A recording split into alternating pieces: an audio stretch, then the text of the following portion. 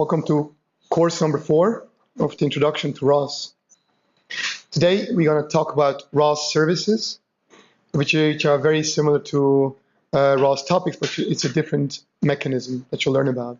Then quickly we talk about ROS actions, again a similar concept, just so you have heard about it. And we're going to talk about two important concepts, ROS time and ROS bags. And then we're going to talk about these debugging strategies that you can apply when writing your own code. So in comparison to ROS topics where we have one publisher and n subscribers, a ROS service is based on a request and response communication. So it's always two nodes communicating with each other. So in this example, we have node 1, the service client. He sends out the request to the service server, node 2. This guy processes the request and sends back a message, the response to node 1, and only to that guy. So we call the service server the node which provides the service and the client who asks for it per request. ROS services are structured very similarly to the ROS topic. So in this case, they communicate over a service name, and the name has an underlying service definition, which are stored instead of .msg files now in .srv files for service. They contain a request on top, then 3 minuses, and then a response. I'm going to see an example in a second. And again, in the console, you can use various commands to analyze, play around with these services. For example, you can do ROS service list to list all the available services that are provided by your nodes. And you can show the type of a service by typing in ROS service type and then a service name. You can call, and very importantly from the console, if you want to check if the service server works properly, you can call a service from the console by typing in ROS service call, then the service name, and then make sure you use the tab button such that it extends automatically all the arguments that you need to fill in, and then you can type in the arguments, and we'll do that together in a second. Here are two examples. On the left-hand side, we have the trigger service from the standard services. The request is empty, so in case you want to trigger an emergency stop, for example. So the request is empty, and on the bottom, the response would be, did it work what you wanted, the success? Then you can additionally define a message, a human-readable message. So vehicle successfully emergency stopped, for example. On the right-hand side, a little bit more complicated example, where you want to have, for example, a motion planner to compute the plan for you. The request would contain, in this case, a pose, a start pose, and a pose for the goal, and some tolerances on this path that you require. And then the service server would get this request, would calculate, would plan the path that you need, and as a response would fill in the plan, and the service client would, on his request from starting position, would get back a full motion plan. Now for people who are ready with the virtual machine, you can start up in a console number 1, a ROS core, by typing in ROS core.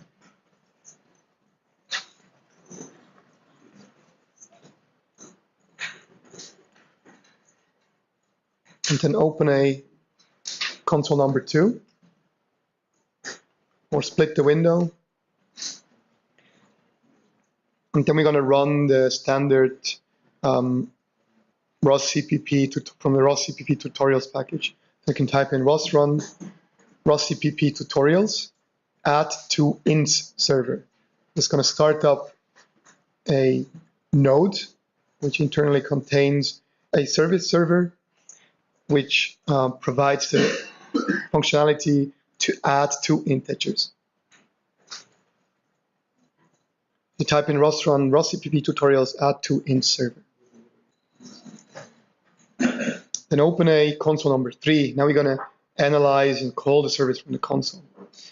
So if you do now ROS service list, you should see, like shown on the right-hand side, that there's a service now called /add2ints. And now if you want to figure out the type, you can type in ROS service type add2ints. And what's going to show you that it's a type ROS CPP tutorial / to ints. That's the service definition of this.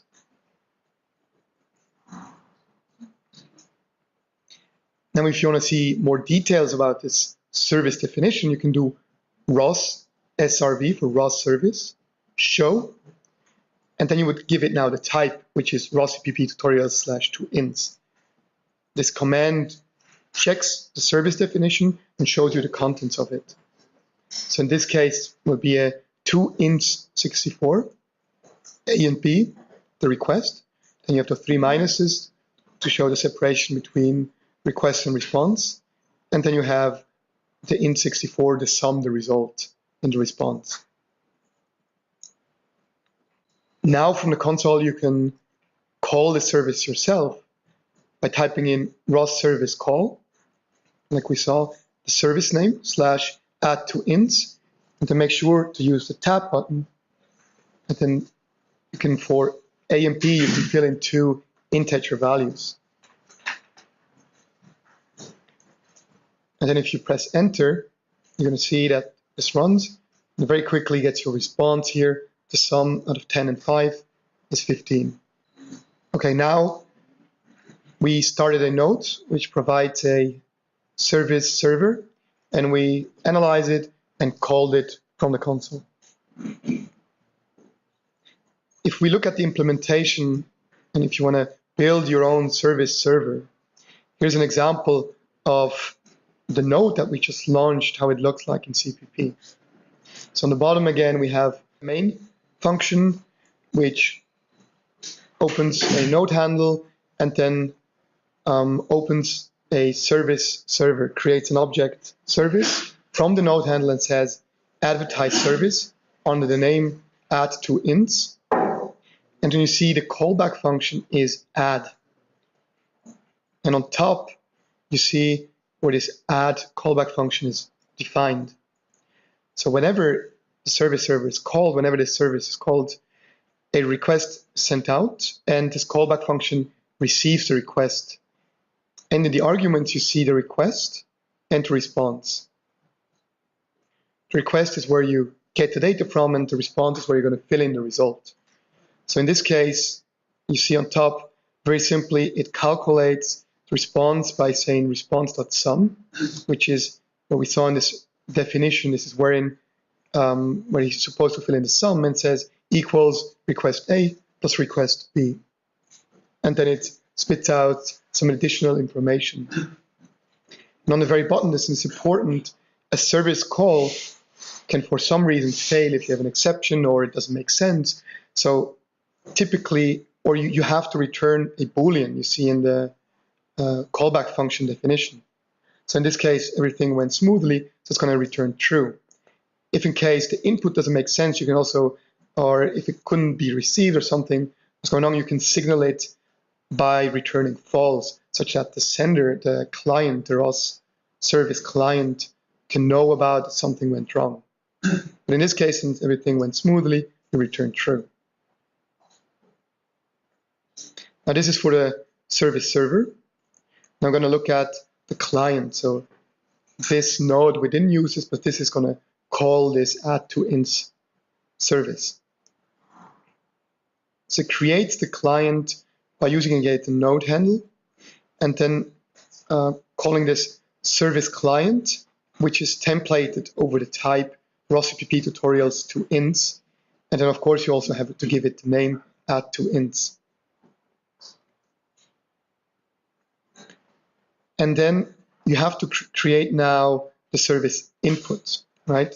So here it says ROS CPP tutorials to ints, this is the service.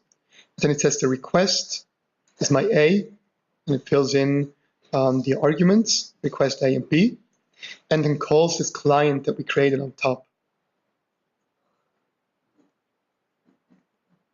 And then finally now, since you filled in the request, you can do client call service, and then it checks, you see, with if it's true or false, if it successfully received something, or signals with if it's false, that failed to call service.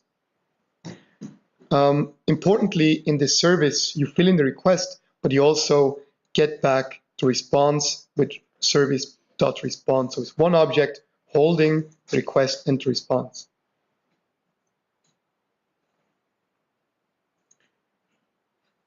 Now, ROS actions are very similar to services, but they're meant for requests that take a longer time. So with service, typically you send something out, a request, and you very quickly get back a response. Now, if you want to send out a motion plan, go over there, or analyze this image, and this takes a half an hour, you don't want to do that over service calls because they're blocking, right? You send it out, you wait, you get a response. So for these cases, we have ROS actions. In comparison to service calls, actions provide you the possibility to cancel the request. So if you say, go robot over there, and in midway you decide, okay, no, I want to do something else, or you should stop, you can cancel or preempt this task. And in comparison to services, you also get feedback. So if you tell the robot, go over there, you would continuously get feedback, okay, now I've done 1 meter, I've done 2 meters, etc.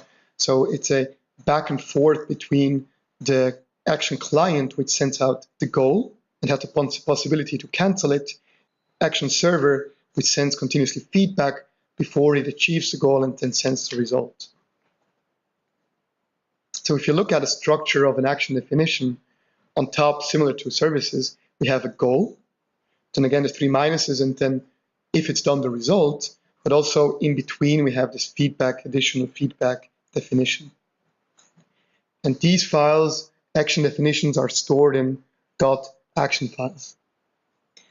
Interestingly, internally, actions are implemented just as simple ROS topics. But this is a mechanism facilitating this back and forth between an action client and an action server.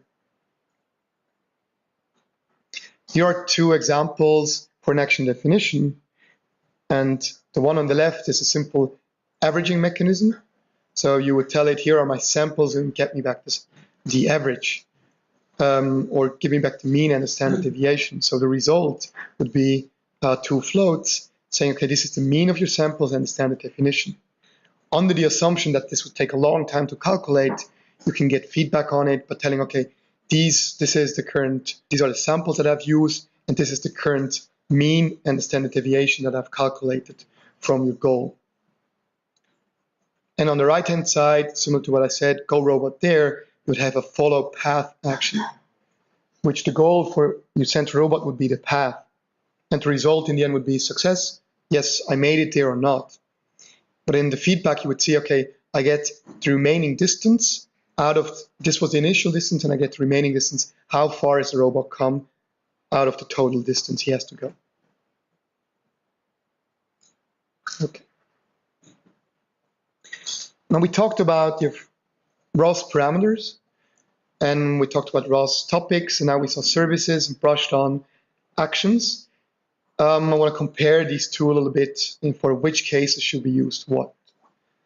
So for parameters, you saw that we defined things like topic names, queue sizes, calibration files, etc. So parameters are really good for constant parameters that can be defined globally. So constant settings that remain during the runtime of your robot. Now, we didn't talk about dynamic reconfigure, I just included it for completeness sake. In this case, this would be parameters that you can change during runtime. Although they're typically meant for one node for specific parameters, such as if you have a controller that you want to tune while it's running, you can have these tuning parameters that you can run through dynamic reconfigure. And there's actually a GUI, a user interface, which allows you to easily change these parameters. So they're really good for parameters that change during runtime. It's a little bit more complicated to implement, but it's good if you want to tune something and then maybe later store it as a normal parameter. Then we have seen topics. It's a continuous stream of data from one topic publisher to n subscribers. So it's a one-way communication of continuous data. And it's really good if you have sensors, images, the robot state, etc. And then we've seen services, which are a blocking call. So you send out the request, then wait, and then get back the response. And this is really good for short triggers and calculations, such as emergency stop or change from running to walking, etc. And finally, we have seen actions, which are the longest of these methods. So it's a non-blocking call. You send out the goal, and then you can get feedback. You can multi-thread this, and you can preempt or cancel what you've been doing. So this is really good for task execution, robot actions, such as robot go over there, navigation, or if you pick up this object or do this motion. So tasks that run over a longer period of time.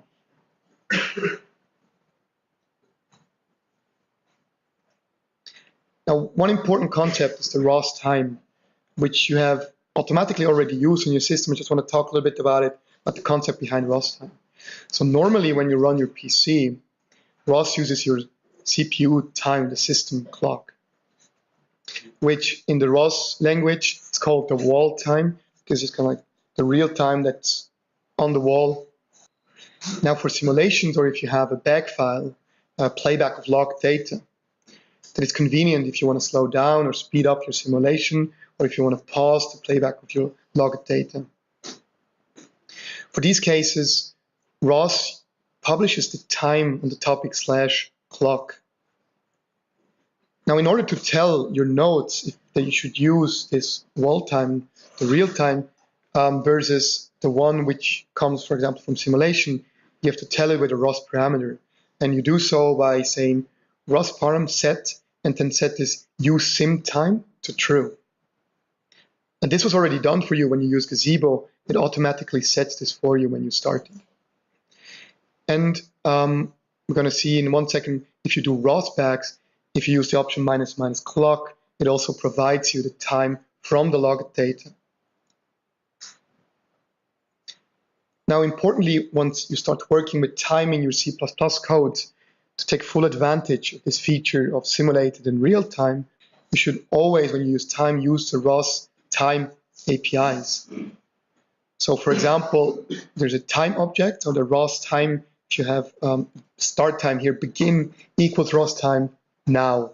And internally, this one would figure out itself if it should use the simulated time or the wall time. And then there's a bunch of helper methods such as toSec to get out the seconds from this time. Same applies for durations. If you want to specify run this for 0.5 seconds, or we already saw in a lot of examples, this rate object, which allows you to trigger something at 10 or n hertz, in here example 10 hertz. If in case you really need the wall time, even though you're in simulation world, then you can still specify it explicitly by telling it ROS wall time. You have this option also for duration and rate, wall duration, wall rate, but typically in most cases you would use the simple objects ROS time, ROS duration, and ROS rate. I already talked very quickly about ROS bags, I mentioned it.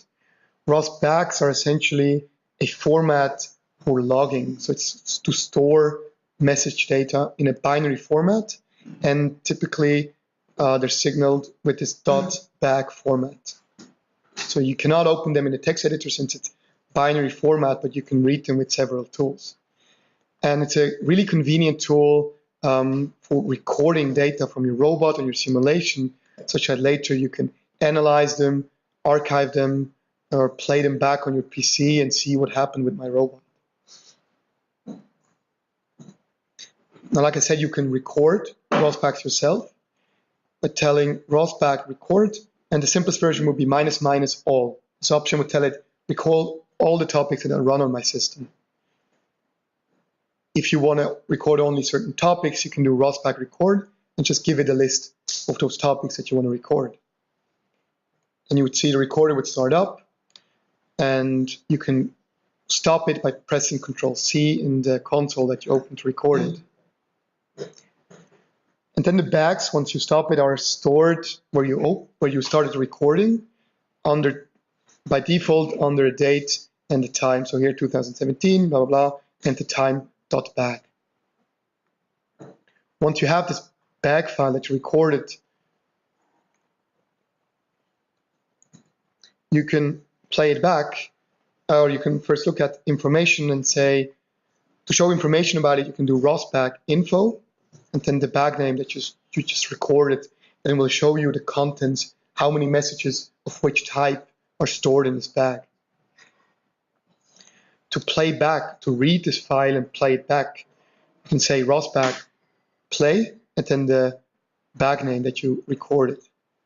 And there are several options that you can specify when you play back a bag file, such for example, --rate, where you can define how fast I want to play this. If you want to slow it down by half, you would do 0.5. With this ---- clock, it's important, typically you want to do that if you want to have further tools that depend on the time that you recorded in your ROS bag. So by telling ROS bag play, and then the ---- clock, it will take the time from the ROS bag and also publish it. So you can have an algorithm, you record some raw data and have an algorithm work as if it would get data from the real robot and with the same time that it was originally recorded. So it's very convenient if you have a real robot, record a bunch of raw data, and then later refine your algorithms, figure out how do I have to optimize my algorithm such that it works on the real robot. Now here quickly about debugging strategies when you develop and work with ROS or in general with CPP.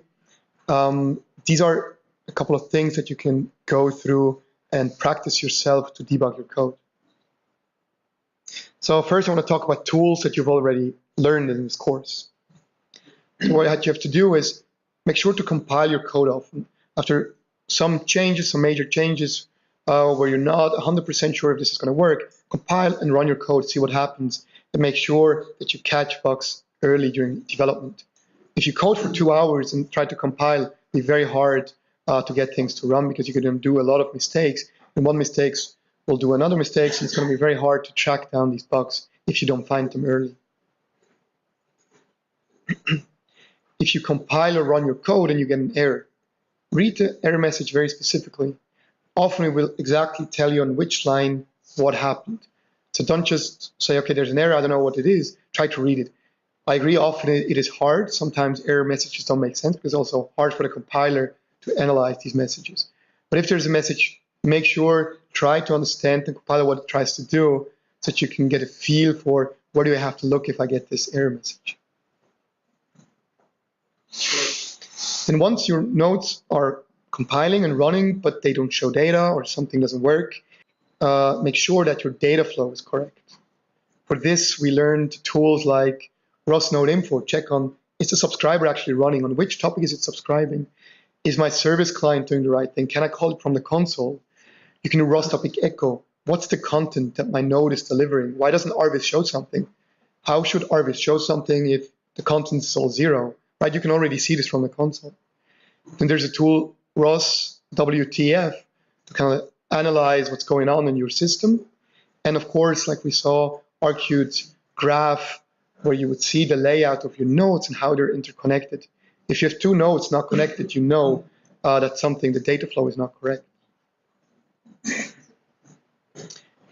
Often it is very convenient and helpful to visualize your data. You already, in the exercise, you used a marker to show your estimation of the pillar in the world. So this is one example where you wouldn't spit out X and Y coordinates because often it's hard to see them. So you would, especially in 3D and involving rotations and motions, typically it's very convenient to visualize things in Arvis for you to make sure that the algorithm does the things that you expect it to do. And today we're going to talk about another tool where you can also plot 2D data similar to MATLAB to analyze your algorithms. Then when you develop, make sure to split up your code into smaller steps. So if I have a big problem, divide it first, I want to do this, I test this, if it runs, I go to the next one. Don't from the beginning start to tackle the whole thing, because it's going to be very hard to write everything at once correctly. And then once you have these steps, you can check intermediate results. For example, like we saw by logging data such as ROS info, you can use the ROS debug command. And this will allow you to check continuously, is the code doing what I want, and build up complexity over time. Then make sure to make, once your node runs, and somebody else might do this, or yourself at a later point, make sure it's robust. What happens check if the arguments are all not a number values, all nuns, or they're all zeros, or make sure that you catch exceptions if TF could not convert your frames, etc., such that your code becomes robust to use. And if things stop making sense and the compiler doesn't do what it should, and you can do, sometimes it's helpful to just clean your environment to build up from scratch again. You can do that by catkin clean -- all. This will delete your build and devel folder, so you can compile from scratch again. This is often useful if you rename a bunch of things and there's caching information, which is old and things don't work together. It's good to clean and build up from scratch again.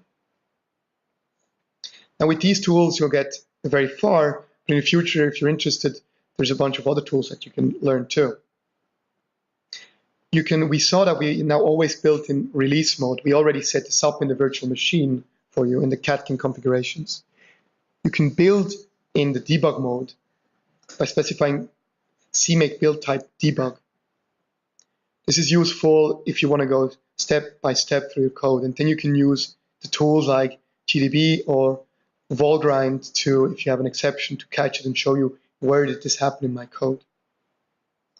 The same thing you could do in Eclipse. If you run your node through Eclipse and build in debug mode, you can go in debug, set breakpoints, and go step by step through your code if really necessary. And finally, it's a good practice to maintain your code by a set of unit tests or integration tests. So unit tests would be, I have this method, I know what it's doing, and I can build a test to it. It's a separate class, which in runtime wouldn't hurt you, but if you want, you can run this tester method, and you would call this class and check if I give this input, what happens to the output. So in this case, if you have multiple users or programmers working on the same code, you can make sure that your code doesn't break because somebody changed something. By running your test, you can prove it's still doing the same thing, everything is fine.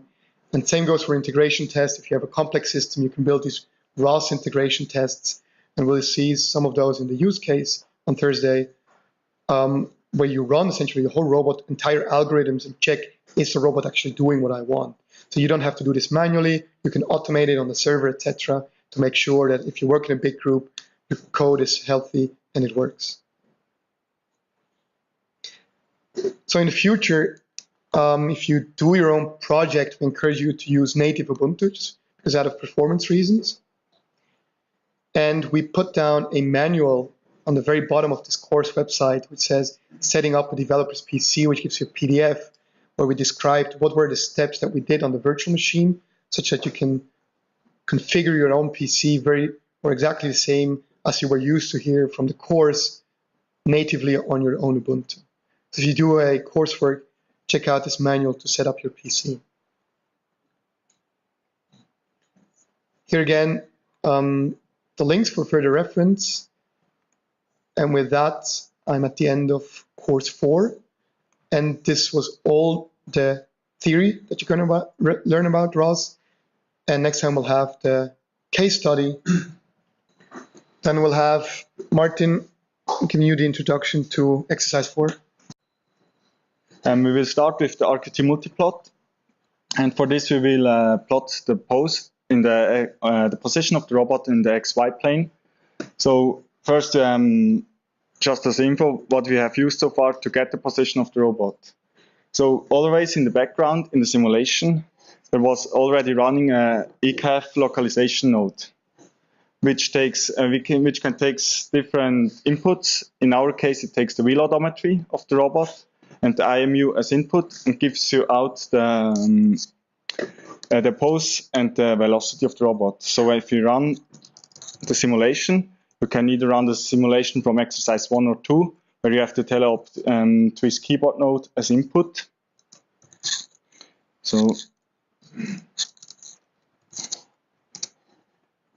I run the simulation with the teleop twist keyboard node.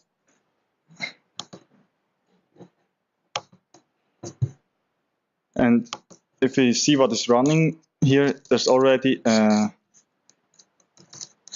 extended Kalman filter node running. So here there's the ECAF localization node running. And if we check what this node is doing, this cross node info,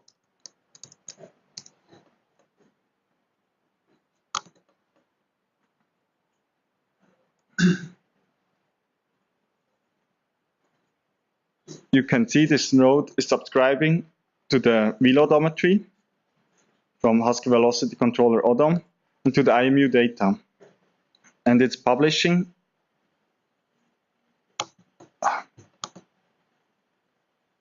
and what this is publishing is the Husky odometry. Its pose and its velocity. It's also publishing the transform between the odometry frame, which is your map frame in Arvis, and the base link of the robot. So now we want to plot this position of the robot. For this, you have already pre-installed the RQT multiplot. I will run it here. You can run it with Rosron RQT multiplot. To get more information about the multiplot tool, there's also a link on the exercise.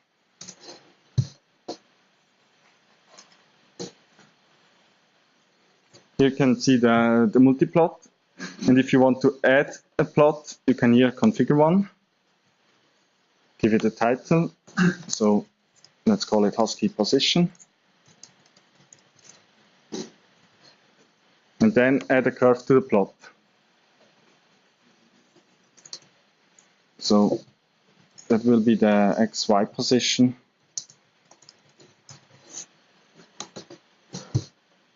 As you have seen before, the position is published under the topic odometry filtered. So you can use RQT multiplot basically to visualize any arbitrary message you want. You can see there are all the messages. They're right now published. It does depend what type it is. So here you have the x-axis, and then you can choose the field. It's a bit hard here.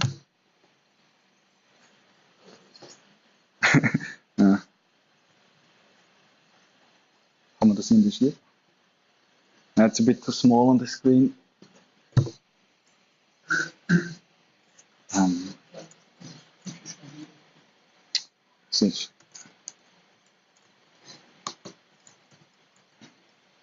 Yeah, you can, on your screen you can see that there's a shows you can have, so I have to type it here because I can't see it. So what we want to plot is the position. On the x-axis we plot the x position.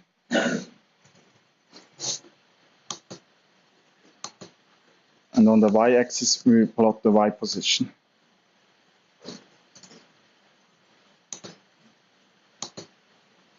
Now I can start running the plot.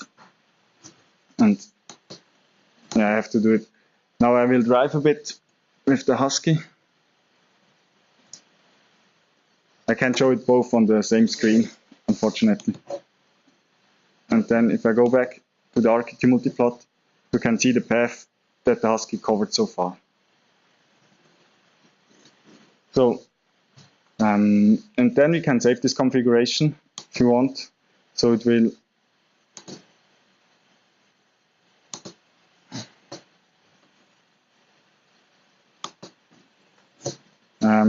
this configuration will be loaded the next time you start the RQT multiplot. So we will place it somewhere in your workspace.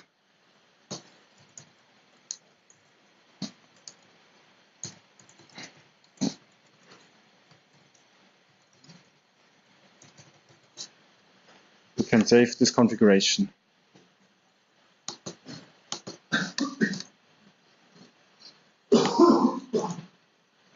So we have plotted the path of the simulated Husky. In the next step, we want to do this for the recorded data. For this purpose, we provide you with a ROSpec file. You can find it on our website and download it from here. It's this file. I already downloaded it because it's 160 megabytes and put it into the downloads folder. Your task for this exercise will be to run the same extended Kalman filter node that is already running in simulation. There's also a link provided on the exercise file sheet where you can find some information about this ECAF node.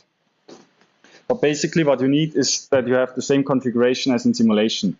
And you can find the configuration file that was used in the package Husky control in the folder config. There's already a configuration file localization with the parameters you have to provide to the extended Kalman filter node. So there are already the important parameters, so it will give you the transform between the Audom and the baselink frame. As I mentioned before, it takes the wheel odometry as input. Here's the configuration, how it will be fed into the Kalman filter, and it takes also the IMU data as an input. So basically, you have to use the same YML file and load it to the parameter server. I have already prepared a launch file.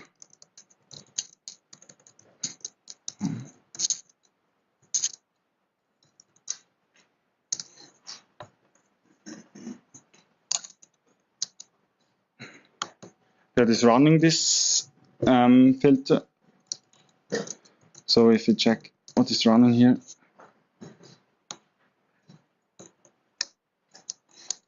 and it's also subscribing as before to the same topics.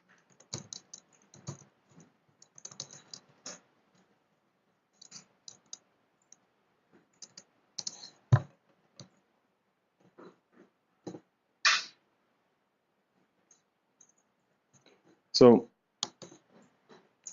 I need some more space. Now I want to plot the same position as before for the recorded data. So I start again the RQT multiplot.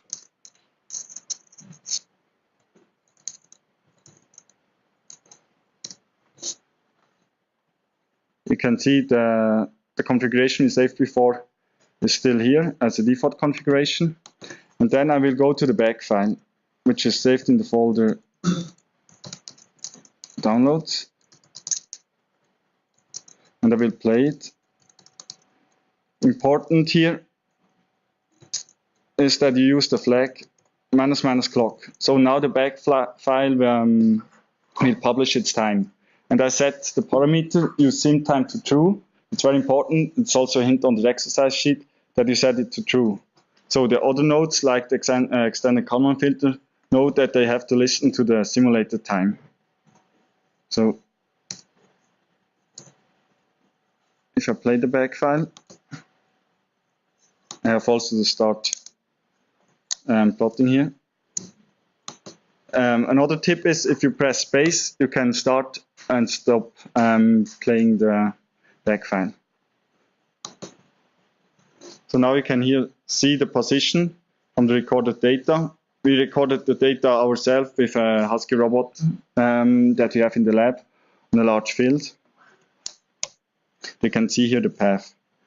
Additionally, because we don't have anymore the GUI from the gazebo simulation, we should visualize the data in RViz.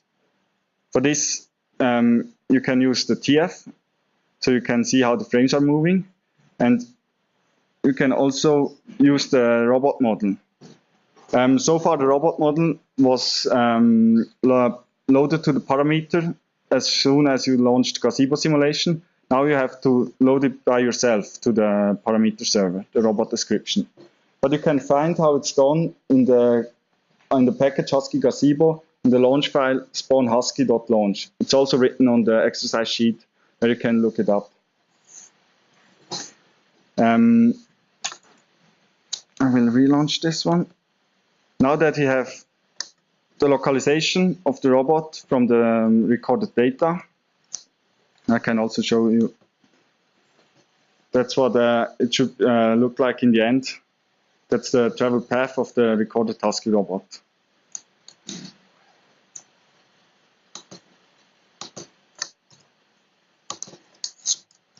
So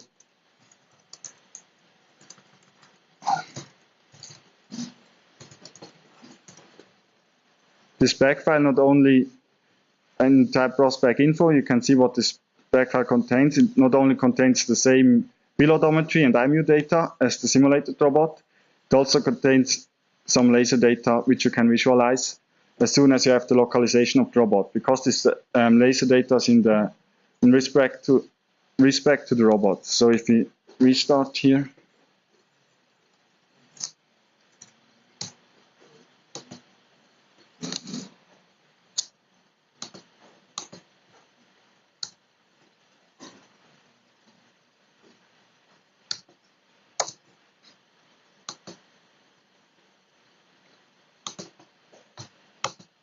you can see what it's publishing here. It's also publishing a point cloud. It's from a Velodyne Velodyne LiDAR. So it's not only a single laser scan, as we have from the laser sensor we used so far, but it provides you with a whole 3D point cloud.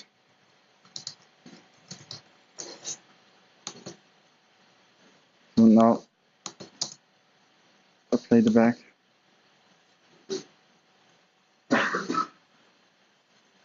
You can see here the whole point cloud. I will maybe increase a bit the size of the dots.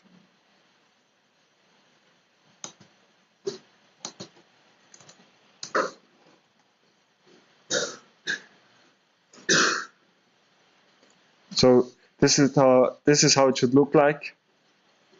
The localization of the robot, visualization, and also the laser data visualization in respect to the robot.